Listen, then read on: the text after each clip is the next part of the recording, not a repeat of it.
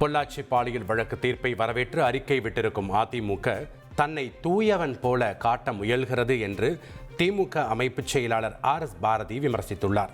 அதிமுகவினர் சம்பந்தப்பட்டிருக்கிறார்கள் என தெரிந்ததுமே பொள்ளாச்சி பாலியல் வன்கொடுமை வழக்கை அன்றைக்கு ஆட்சியில் இருந்த எடப்பாடி பழனிசாமி அரசு மூடி மறைக்க முயன்றது என குற்றம் சாட்டினார்.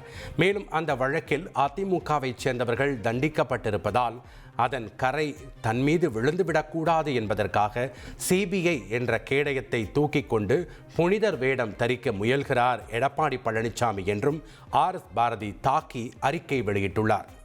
பொள்ளாச்சி பாலியல் வன்கொடுமை வழக்கில் குற்றவாளிகளுக்கு சாகும் வரை சிறை தண்டனை விதிக்கப்பட்டுள்ள நிலையில் தமிழக முதலமைச்சர் ஸ்டாலின் இந்த தீர்ப்பை வரவேற்றுள்ளார்.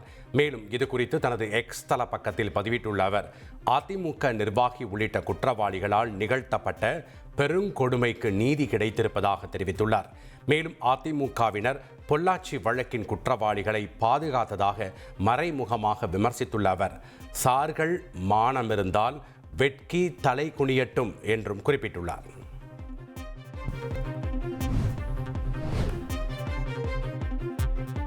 பொள்ளாச்சி பாலியல் வழக்கில் அதிமுகவினர் குற்றவாளிகளை பாதுகாக்க முயற்சித்ததாக முதலமைச்சர் ஸ்டாலின் விமர்சித்திருந்த நிலையில் எடப்பாடி பழனிசாமி அதற்கு பதிலடி கொடுத்துள்ளார். அதிமுக ஆட்சி காலத்தில் பொள்ளாச்சி வழக்கை நடுநிலையோடு CBI விசாரணைக்கு மாற்றி உத்தரவிட்டதாகவும் மடியில் கனமில்லை வழியில் பயமில்லை என்றும் தனது எக்ஸ் தள பக்கத்தில் பதிவிட்டுள்ளார். மேலும் அண்ணா பல்கலைக்கழக பாலியல் வழக்கில் குற்றவாளி ஞானசேகரன் வீட்டில் அமர்ந்து பிரியாணி சாப்பிட்ட அமைச்சர் மீதும் துணை மேயர் மீதும் விசாரணை நடத்த முடியவில்லை என குற்றம் சாட்டியுள்ள அவர், போக்சோ வழக்குகளை குறிப்பிட்டு திமுகவை கடினமான வார்த்தைகளால் சாடியுள்ளார். செய்திகளை உடனுக்குடன் தெரிந்து கொள்ள உடனே சப்ஸ்கிரைப் பண்ணுங்க.